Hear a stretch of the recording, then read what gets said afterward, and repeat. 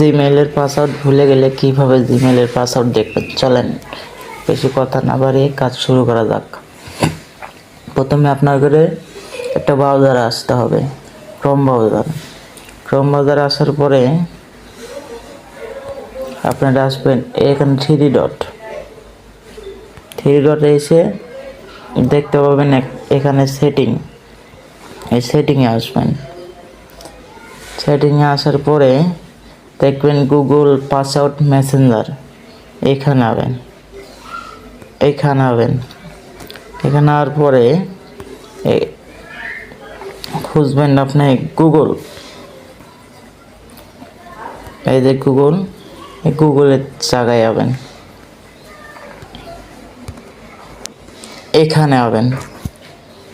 এখানে আসার পরে